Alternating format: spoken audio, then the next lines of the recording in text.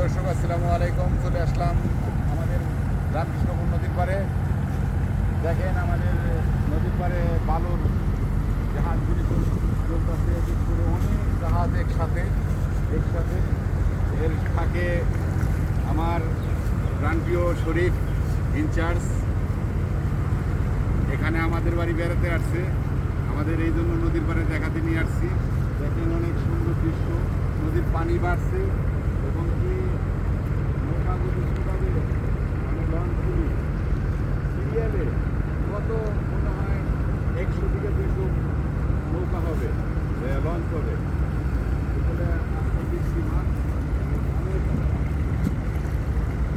ভালো লাগছে। নদীর পানিও বাড়ছে,